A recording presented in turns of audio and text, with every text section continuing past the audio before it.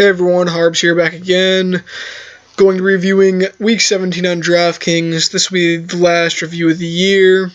Sorry I didn't have one of these for Week 16. Just would have ended up having to be on Christmas, and I was with family and also traveling a bit, so wasn't going to be able to really make one of those.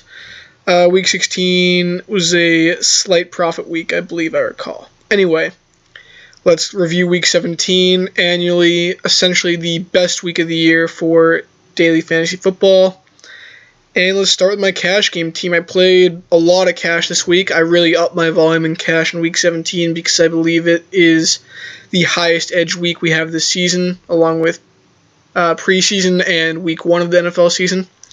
So my team was pretty solid, I think. Ended up on the same team as Adam Levitan, Maki Supa here, Third and Schlong, somewhat well-known players. Obviously, Maki Supa, Andrew Wiggins, if you know who that is, and Adam Levitan, extremely sharp as well. So Mahomes was a pretty clear choice this week in cash, especially because he had the salary to be able to get up to him. He was 80% in this contest, which is the 530, 50-50, as I've been going over the last 4 or 5 weeks, I think. Saquon as well in this contest at 64%. The Giants have been using him even though they've been dead anyway, so didn't expect much of a role change there. Ended up getting his 27.2 points. Basically the highest floor on the slate, I thought, outside of the quarterback position, of course. So I thought it was a pretty solid play. Dwayne Washington at mid-price for the Saints. Just being 3,000 in the game where Alvin Kamara was not going to play. He was inactive. And we weren't quite sure exactly how much play Mark Ingram would see. He saw a decent amount in the first quarter, but after that it was mostly Dwayne Washington in a game script that was absolutely terrible for him with Carolina jumping out to a huge early lead, but he still basically got there with 13.8 at min price, which is all you need, going over 100 yards. Chris Godwin, the essential nuts in the week at, I believe he was 4,300. Yeah, just great player in a great spot against Atlanta at home, in a spot where you know the Bucs. We don't know, but we can project that the Bucs are going to try to play well because their coach was in danger of getting fired, and he did get fired. But anyway, moving on, Juju Smith-Schuster. Once Antonio Brown was announced as not going to play, he just became basically what I thought was the clear best play on the slate, and it didn't really matter that the results didn't end up going that great for him. He did score a touchdown, but I really thought he was a prime candidate to get 30-plus points this week. The Steelers just did not put up points against the Bengals. There could be some narrative there given it's a rivalry game, but the Bengals defense is just atrocious, and it's just part of the game. When he only gets 14.7, I think he outperforms that a lot of the time. Marquez Valdez-Scantling. I wanted the O'Kendrick Bourne in my cash team over him. Ended up going MVS just as sort of a blocker play because Devontae Adams was announced as out. Didn't love it. Preferred Bourne. Had much more Bourne in tournaments, so that was nice. But they're both thin upside plays, so I don't really like to take guys like this that much. But it provided some good salary relief at 3,900, so went with him. Kelsey to pair with Mahomes. Ended up getting 11.2. Obviously, the not tight end of the week was Kittle. Bit regrettable that Kelsey only got 11.2, as I had him a ton in tournaments as well. I don't know. You could make a case for getting off him there because of game theory, but really the Chiefs' defense was part of what took him out, and just the Chiefs getting too many points early made it so he didn't really have to do too much. It was still a smash spot for him. C.J. Anderson, just the offensive line for the Rams is too strong. I mean, he has 27.4 at around 5K. I think it was 5,400. And just like a great spot for him. And people are going to say he doesn't have the talent or whatever. I mean, just the opportunity that this guy's going to have in that offense against the 49ers. Not a stellar matchup for sure, but the Rams are going to put up points, and I definitely wanted a Ram on my team.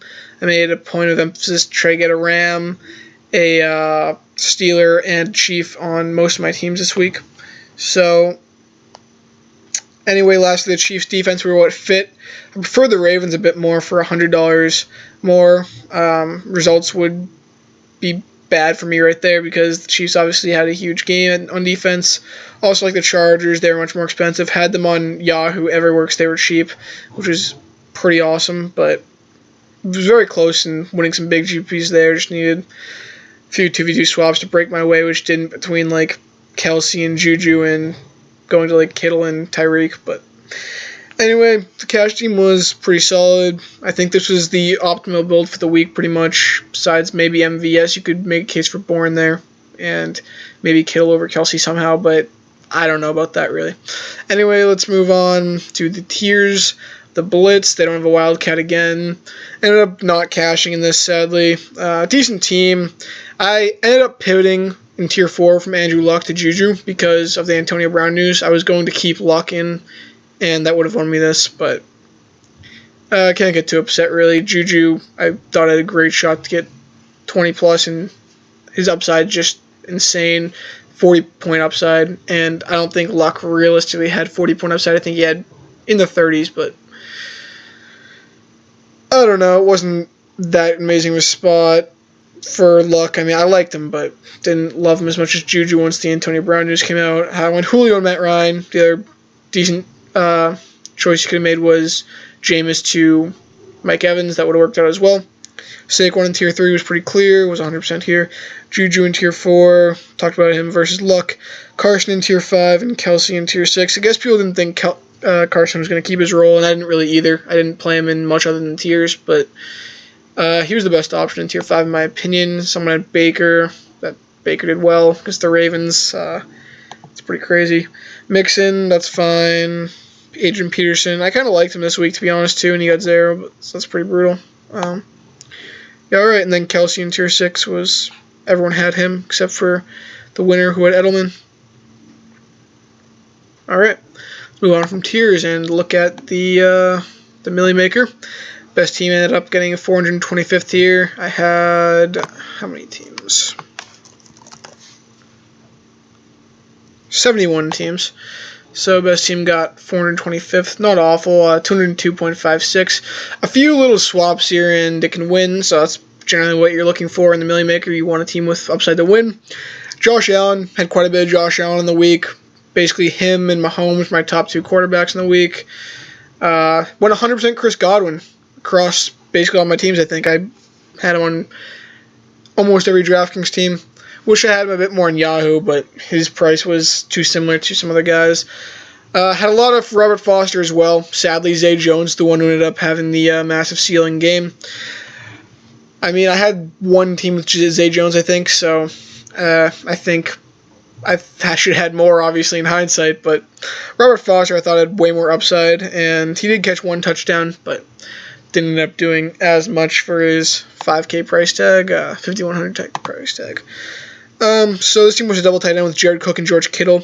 One of the few teams I didn't play Kelsey on. On the teams I didn't play Kelsey on, I either played Damian Williams or Tyreek, or both of them. This team ended up having Damian and Tyreek, of course. And no Chiefs defense, sadly. Ravens D. Chiefs D would have been nice here. And Jared Cook didn't do too much. Oakland only scoring 3 points.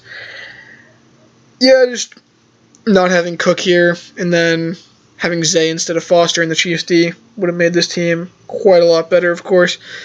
But obviously, looking back on it in hindsight. Let's look at some other teams.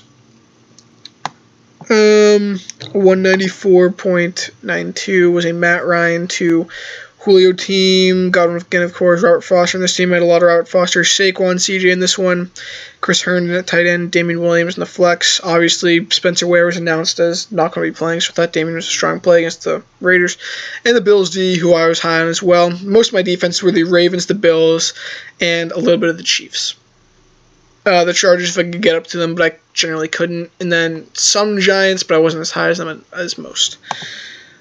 Another Josh Allen, Royce Freeman team with Sonny Michel, who I had a lot of, sadly. Ravens D again. Juju on this team with Godwin, Foster, Kittle, Tyreek. Yep. Most of my middle-of-the-pack teams, I assume, had more Kelsey. I did play a decent amount of Kittle, Tyreek, which is always nice. Yeah, most of my middle-of-the-pack teams and worst teams probably going to have Kelsey. Let's look at the worst one here. Yeah, Kelsey, Damian Williams team with Mahomes, Sonny Michel, AP, Foster, Godwin, Juju, Giants D. Yeah. reasonable construction here. AP was a risk, but I knew he'd come in low owned, so the Eagles have a bad run D, and Washington loves to run the ball. Bad game script for him is just going to take him out of the game, always. So, not that upset about that. Alright. Pretty okay with how the week went. Profitable week, but a few really close decisions on some of my more main teams, and would have been high six-figure week, so that's a bit regrettable. GPs, that's how it's going to go. Very happy with my cash team, so other than that, hope you guys enjoyed. Hope you guys' week 17 went well. It was a fun NFL season. Not sure if I'm going to be putting out content for anything else. Probably not. Honestly, going to be transitioning a bit into the PGA season, but going to be working on some business ventures. So, anyways, hope you guys have a great rest of your year. Happy New Year. 2019 should be exciting. Leave a like if you enjoyed the video. Subscribe if you're not already. Follow me on Twitter. Links in the description down below. Have a great day, guys.